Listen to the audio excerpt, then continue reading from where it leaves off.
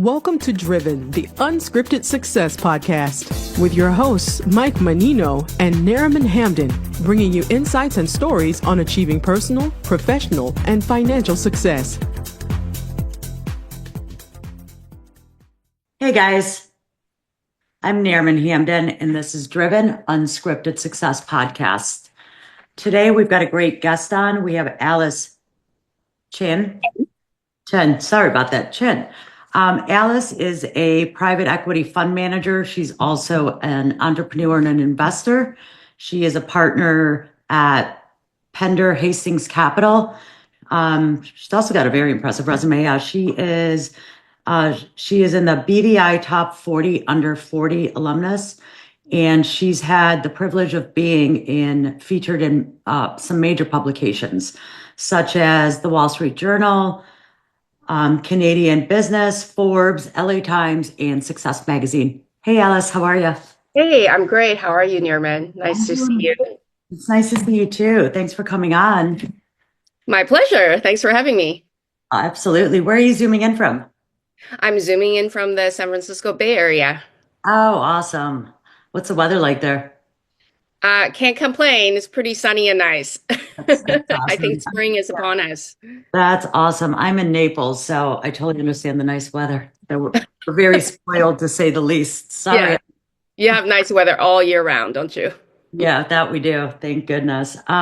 So let me ask you a couple questions here. Can you give us a quick snapshot of what you do, what your business does, and all that good stuff? Sure. Yeah. So I'm actually a corporate lawyer by background, by training. So I practice securities and mergers and acquisitions law in Canada, where I'm from, for a couple years. And then I embarked on my entrepreneurial journey. So I've been a serial founder for about 16 years. And throughout the 16-year period, I also manage multiple funds. So right now I'm a partner at Pender Hastings Capital. We're a real estate private equity fund that execute on strategies or deploy capital into strategies in both Canada and in the US. Well, that's fantastic.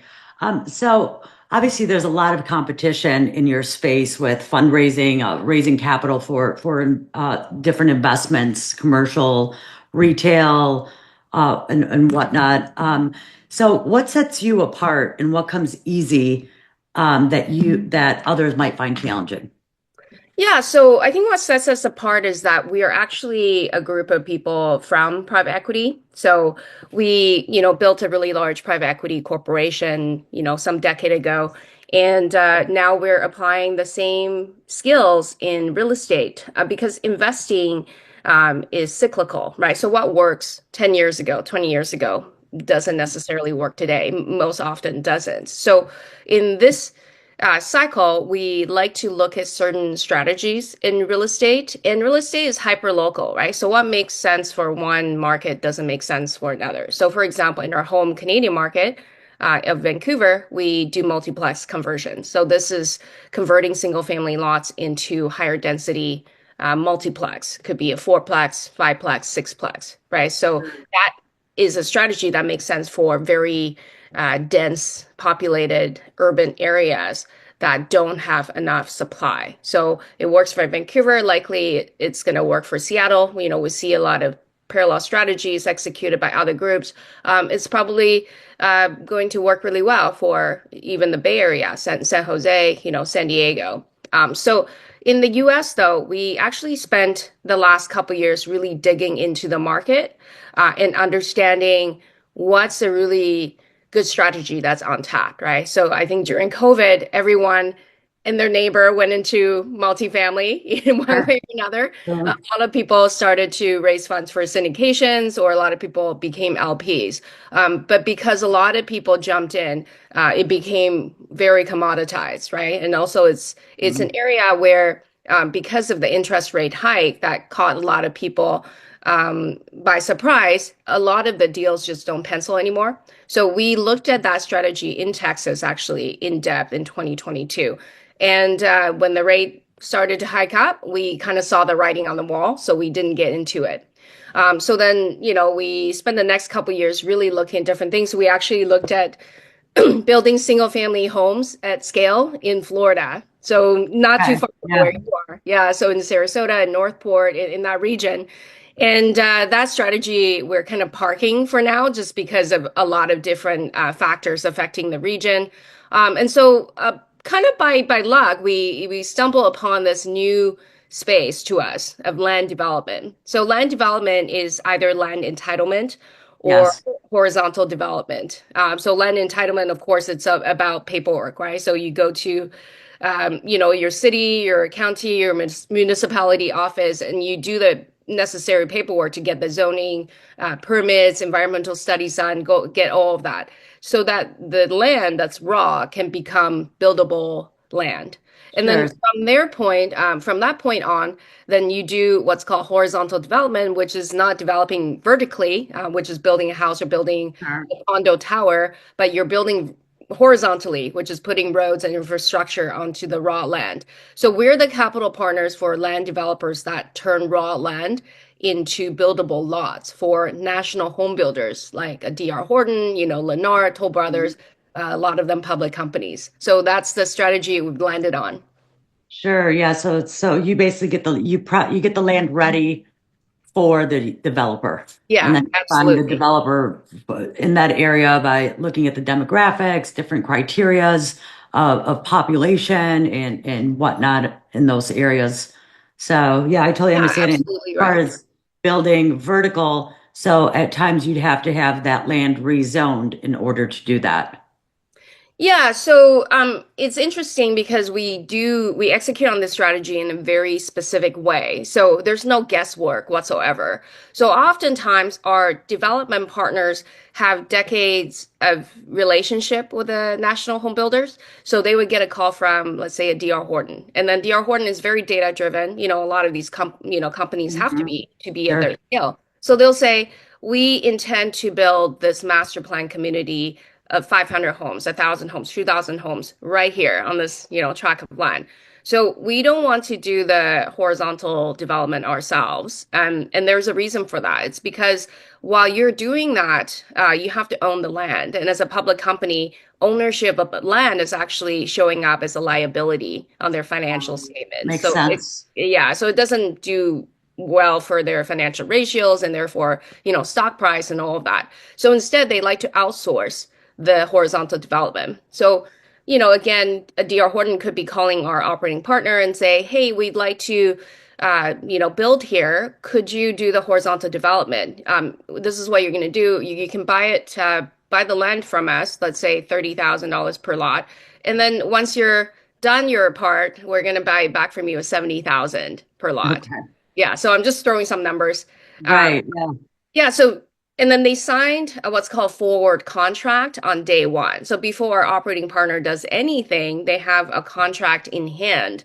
So they know that there's an exit that's coming, Sure. once the work is done. And they even know how much the exit is going to be. They know the delta, like they know the profit that they're going to take. I mean, name another business that has the exit bult in. I've been I don't know of any, so that no. makes it Yeah, much more exactly. Like, enticing and then get more yeah, guaranteed, so yeah, that exactly. they know what's going to happen and they'll be fine. So let me ask you this, if someone listening to us now wants to get better at what you're doing, um, what would you suggest they do and what tips would you give them? Yeah, it's interesting because since we landed on the strategy, we spent great year looking at the strategy before actually partnering up with our operating partners. So we do pretty intense market studies and to understand the economics. So in this land development, what they call pure play land development Mhm. business, it's funny. It's a little bit kind of split into two ends of the spectrum. You're either really big. There's a couple of these public companies that just focus on doing exactly what I just described. So, for Sure. example, the Four Star Group, and then the rest of them are much smaller in scale, and a lot of them are very successful land developers, but they do it on their own balance sheet because they have to actually personally guarantee the debt piece. Our fund is only funding the equity piece of the equation, but because the land developer has to guarantee the debt, it constrains how much deal flow they can execute on. So it's a little bit bipolar. So either you kind of stay smallish, in relative sense, or you go really big. So I think for land developers that want to get into this, well, first of all, I think you need to get into the space. It's a very tight-knit space. There's not too many people out there talking about this. I'm, Sure. probably one of very few people that's even talking about land development in the real estate space on the podcast. So I think a great way to get to know the industry is maybe first of all by looking at the opportunity to maybe invest as an LP, invest passively, but understand the projects from investors' perspective and really use the opportunity to really dig into it, to understand, okay, how is this done? How is this done at scale? Where are the pockets of opportunities, right? So where are the geographies? So a DR Horton, for example, they have I think something like 81 profit centers across the states. So it's almost like a collection of 81 smaller businesses that comprise of a really big enterprise. They're a $35 billion annual revenue company, market cap a couple billions, of course. So yeah, so you have to have relationships with the home builders, first of all, in order to get that forward purchase contract. And of course, you have to know how to do the actual land development. So it's quite a bit of a steep learning curve to get in. And it's also a kind of a tightly, I would say like a kind of a tight knit group that's kind of holding Sure. their market share. So it's hard to break in. So I think by getting involved as an investor may be a great way to Break get in. an inside look, yeah, into what's really happening. Sure, coming in as an LP and working Yes, with the GPs on that, which yes. makes sense. What's one of the biggest challenges you've had to overcome in your career? Well, I mean, I think anyone that's been an entrepreneur or is an entrepreneur will tell you that challenges don't end. It's just they keep coming. They're like buses, they keep coming. But just like opportunities, they also keep coming.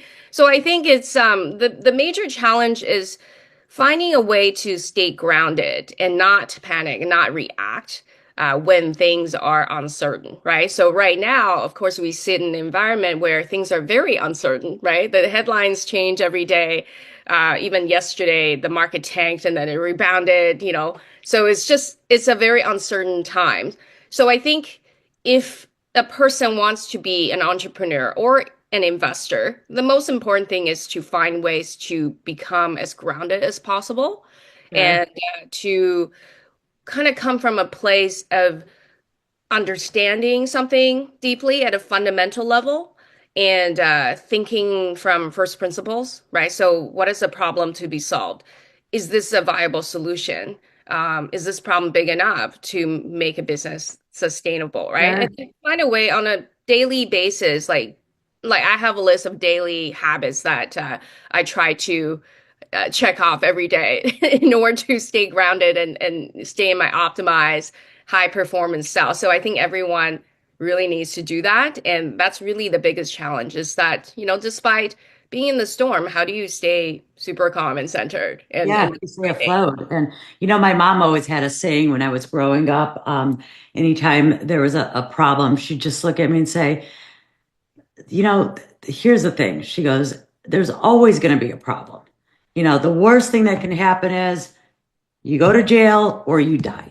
Other than that, everything else has a solution. So figure out what the right solution is and make it work. So, Yes, your yeah. mom is very wise. Yeah. Moms are usually right. As much as you hate to believe them, they're like 99% right. Yeah, that they are, that's for sure. So has there been, well, actually, let me ask you this question first. What's a skill or habit you think doesn't get enough credit for contributing to your success?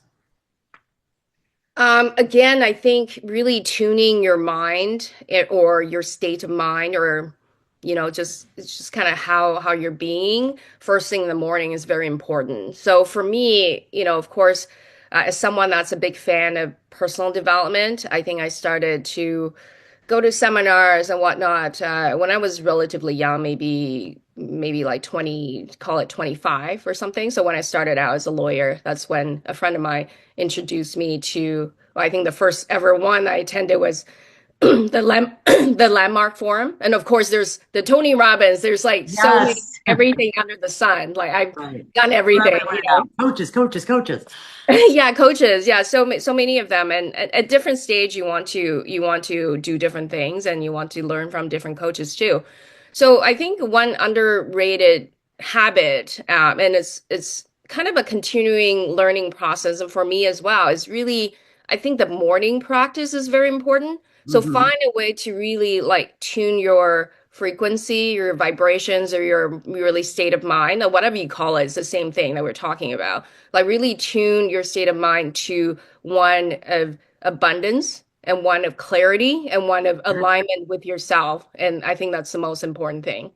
So what's a typical day in your life? How does your day walk Yeah, us through? Like, so yeah, and I actually have a list of my habits that I check off every day in front of me. So I'm happy to share. So yeah, so I probably wake up. I'm not, I'm a very functional morning person, but one of my struggles is actually getting up early, right? So I think some people are just not meant to get up super early. And unfortunately, I'm one of them. So yeah, I don't know if you are. Maybe Naraman, you're, like sometimes, 5 a.m. sometimes I have to push through, but nonetheless, I do get up. But there are times where I'm just like, gosh, do I have to? Yeah. And it's like, yep, just get up. And once you get moving, Yeah, exactly. it's Same. fine. Yeah. But So I can relate. yeah, so I typically set my alarm for 6 o'clock, 6:30, maybe 7 if I'm sleeping in during the weekday. And then I get up, and then right now I'm practicing something called the lofty questions. So if you don't know what that is you type in lofty questions on on Google, and then it will take you to some authors that's talked about that. So it's basically a way of transforming your identity and how you view yourself. So for example, I probably said to myself, why am I such a great podcast guest? This morning. So that's an example of a lofty question. So it's about this process of tuning your brain into identifying with certain identities that you want to up level to or you want to become, right? So I mean, life is a journey of becoming. So the lofty questions help with that. And then, I do some movement in the morning. So I typically train with a personal trainer like twice a week, or I do some yoga or do some stretching. So I think some movement always, does everyone good. And then I do what's called like my morning energetic conditioning. I usually do this while I'm showering, right? So I typically listen to a podcast or listen to some type of again, some type of, it could be like a priming exercise from Tony Robbins. It could be some type of exercise like that that just kind of gets your mind to A plus plus performance level. So I think that again, that tuning of your brain and mindset is very important. And then before I start working in front of my computer, I look at my schedule for the week and for the day, and I write down kind of the top three things I have to focus on for the day and for the week, right? So I am very priorities driven. And then I time block. So I would say, let's say if I need to get some sort of focused work done, because our lives are so consumed by meetings as entrepreneurs and as investors. So I feel like I always tell people, I joke about how I go to meetings to make a living. But between Right. meetings, you gotta have focused time to do work and you can't be disrupted, right? So I time block. Okay, I gotta get this thing done, right? So for the hour or 2 hours, I don't do anything else, right? I put my phone away. I don't look at social media until noon, right? So maybe at lunchtime I'll look a little bit because I digest news and news headlines through social Mhm. media. Um, and it's just not something I can really decouple completely from. But I think that's really useful to kind of leave your morning. I think whether you're a morning person or not, I think mornings are great for people doing focus work. So I think leaving the morning for the most important brain work is very important. Absolutely. So speaking of podcasts, has there been a book, a podcast, or someone that's really changed your outlook or approach? Yeah, I love a lot of different books and podcasts. I mean, I think in my early days as an entrepreneur, I there's one book that really moved me, which is The Alchemist. And Okay. Yeah. yeah, The Alchemist, you probably read it. Yeah, it's quite Mhm. well known. And I'm not gonna talk about why, because if I do so, it's gonna spoil the ending for the Sure. person reading it. But it's just such a simple read. It's a story about a little boy that set out to find treasures. And then, of course, he encounters all kinds of difficulties, but in the end, he triumphs. So I think that that story, when I read it, I think I was within my first 3 years of doing my first business. And I always say that it takes about 3 years to really see the harvest. So whatever business you're Sure. in, done, startups and created seven-figure revenue businesses or eight-figure valuation businesses many times. And typically it takes about 3 years to really see the fruit of your labor. And Absolutely. during the 3 years you're tested, you have to continue to be certain and to feel like to really believe, to have a high conviction in what you're doing and Yeah. yourself. And so, it takes about 3 years. And so I think The Alchemist really helped me. So I think I read it maybe at year 2.5 when I was just having such a hard time, was about to give up, and I read it. I'm like, okay, well, I think my time's gonna come. And surely enough, it came, a year three. So that continued to be kind of the pattern.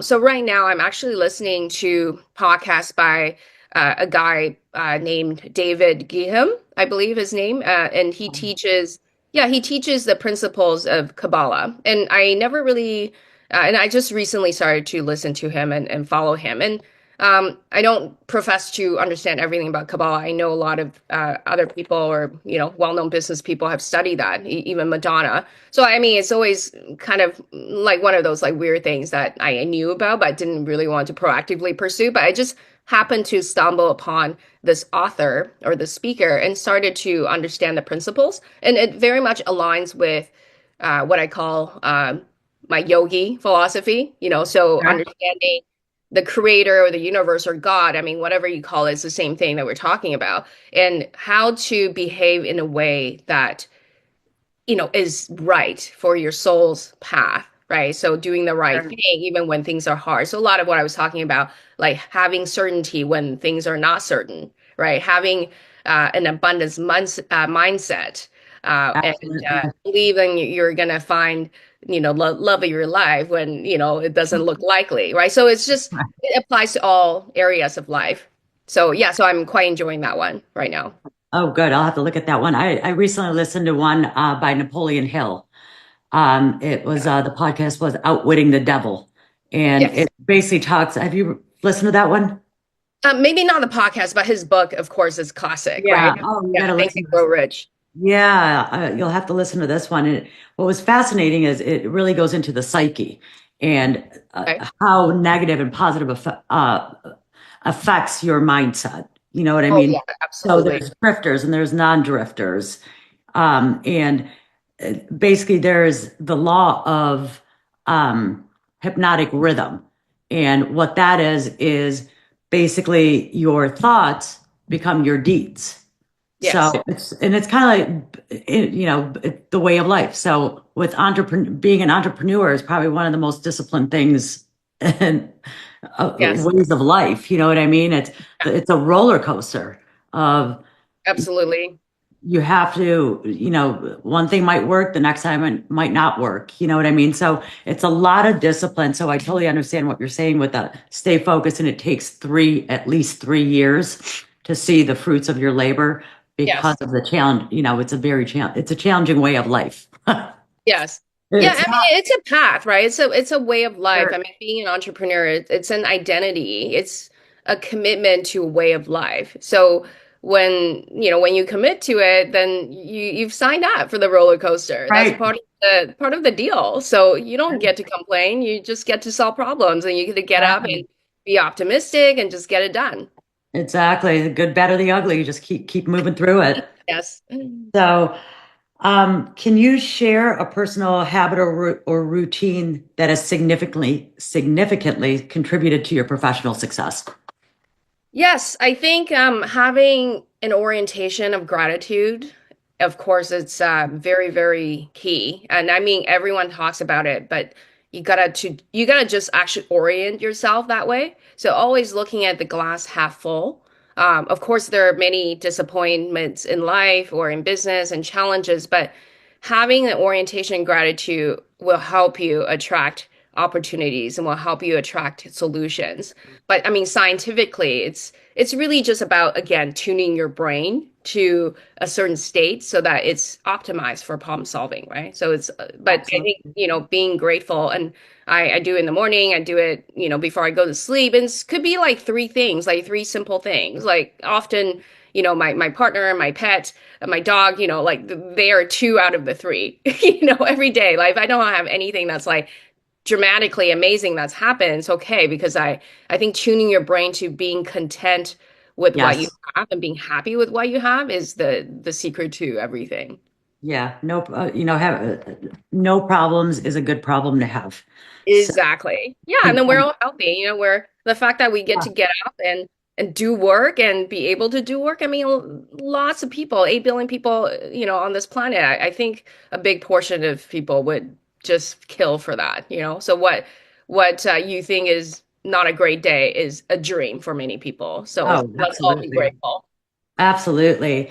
So, I'd like to ask a little bit about your leadership and management. Leading a team has its challenges, obviously. What's your leadership style? And can you give us an example of how it helped you through a rough spot?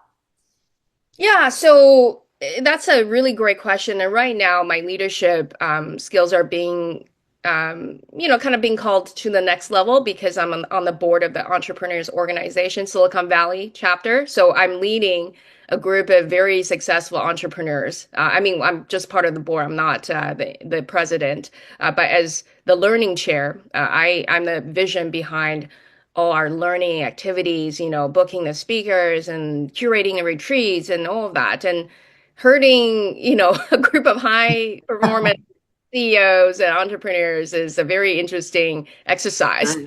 So, yeah, Good. so I think I would describe my leadership as pretty straightforward. Like I'm a pretty straightforward communicator, and maybe at times leaning towards being more blunt than not, or being more direct. And it's mostly because I just want to get things done, right? So I want to, just make sure that people know what we're up to, right, as a group, and then who is going to do what, and then how are you going to get things done and by when, right? So I try to aim for clarity, and then it's a lot of delegation and communication aiming for or optimizing for clarity.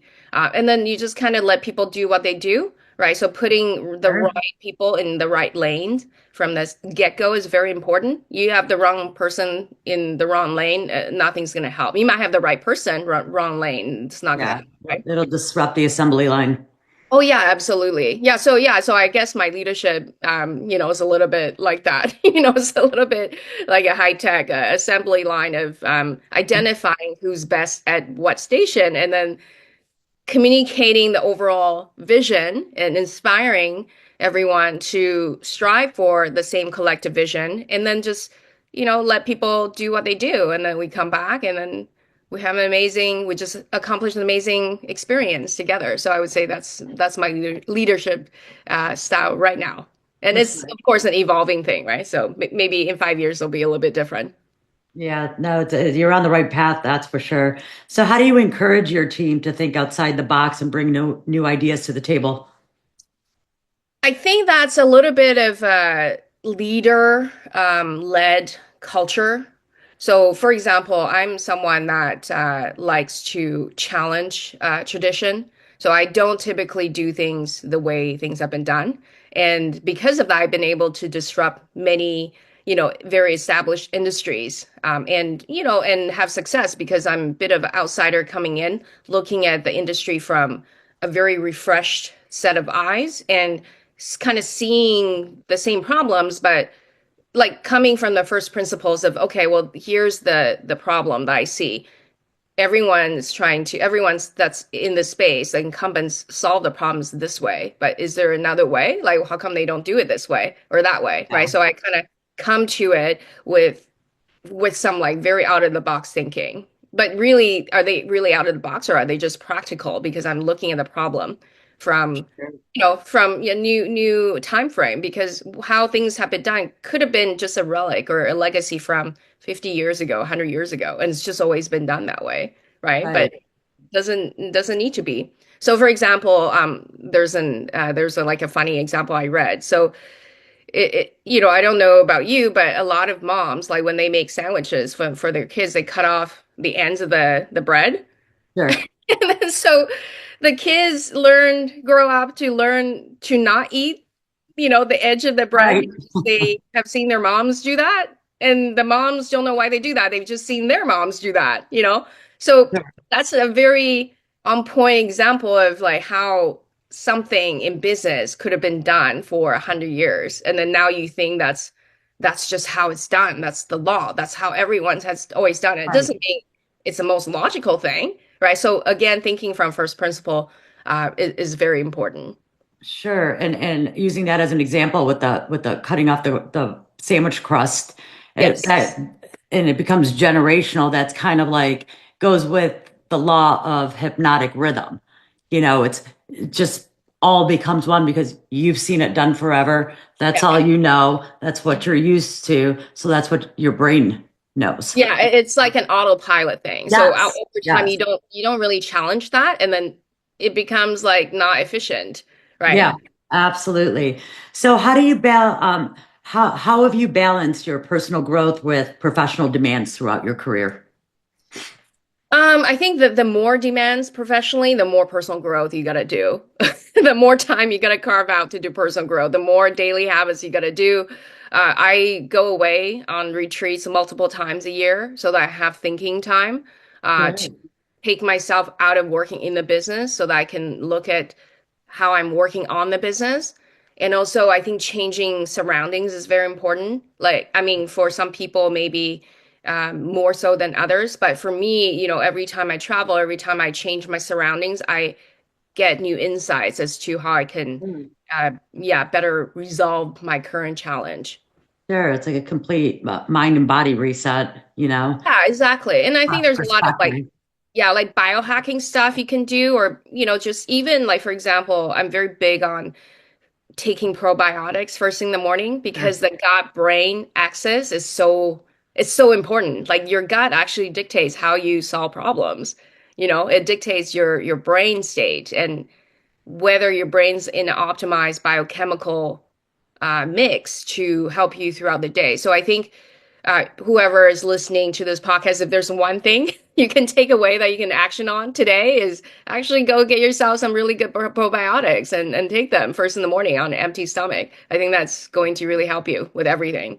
Sure, sure. And so, obviously it sounds like things are going well for you and your business. As you're looking towards the future, I'm wondering if or how you create passive income, or if you have invested in the past, which obviously you have invested in the past. So what's your form?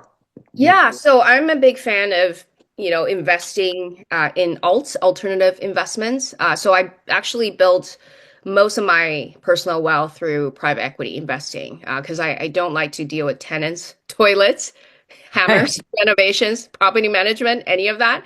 And so I had to quickly learn to analyze deals and do due diligence and understand how to invest passively, right? So, and it helps that I have a legal background, but I think even people that aren't lawyers can do it.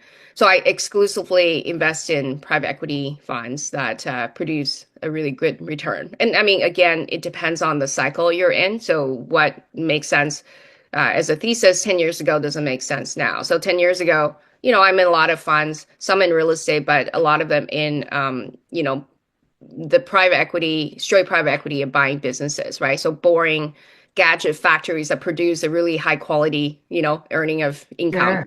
income stream. So those type of investments, we're talking about 10, 12 years ago, they would have produced something like anywhere from like 12 to 14%, right? And maybe it's quarterly distribution, maybe it's monthly.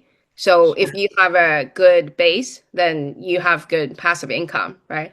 Or you take a little bit more risk. So like, for example, in our land development fund, we are producing a high kind of 20s IRR per year, and it's a 3-year Wow.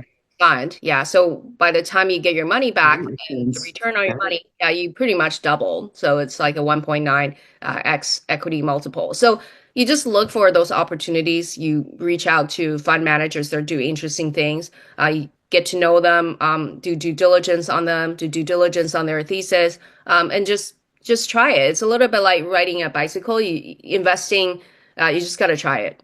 Sure. And you have to find obviously the right GP to trust it, that's leading that project and knows who the sponsor is, or maybe he is the sponsor of that syndication. So yeah, that's I invest in the same thing as well. So Yeah. I mean, you just sit there and just collect money and don't have to Yeah, I mean, for some use the people, if hammer you're and I mean really, nothing. yeah, exactly. I mean, if you're really geeked out about, like, I don't know, home improvement, and I know that perhaps this is a, gender Sure. stereotype, but maybe more men are into that than women. Fine, then do it, right? Or some people have high degree of control. They want to control every single thing, every granular thing. Okay, Right. then go do that, right? But, I definitely benefited from uh, investing through paperwork and through passive investments. Sure, sure. It's work smarter, not harder. Yes. You know. So as we're wrapping up the interview, what exciting plans or initiatives do you have in the works for the next 6 to 12 months? I think really helping our operating partners scale land development. It's kind of real estate's best kept secret. And now that I know about it, and I've been looking at solving the problem in land development, and solving problem meaning like how helping the land developers scale to the next level. I have a blueprint on how to do that. So I'm very excited. And so that's kind of what I'm going to be focused on. That's pretty exciting. I can see it in your expression. So you've got a really good blueprint there. So well Yeah. done. Well, Yeah. thank you so much for coming on. I really, really enjoyed chatting with you. So if anybody wants to get a hold of you, learn what you do, or be a part of your business and invest, how do they get a hold of you? Yeah, and thank you, Naraman. I had it's my pleasure chatting with you this morning. So for those of you that want to connect, please go to my website. It's AliceChenCompanies.com. Chen is spelled Chen. And over there, you'll find information about our fund, ways to get in touch with me. You're going to find a link to my YouTube channel, which I have a lot of educational content about investing in private equity, about land development. So, yeah, happy to chat. Awesome. Well, thanks guys for listening in again, and thank you so much for coming on. We'll Thank see you you for guys having next me. time. Thank you. Thanks for listening to Driven, the Unscripted Success Podcast. Want to share your story? Apply to be a guest at drivensuccesspodcast.com/guest.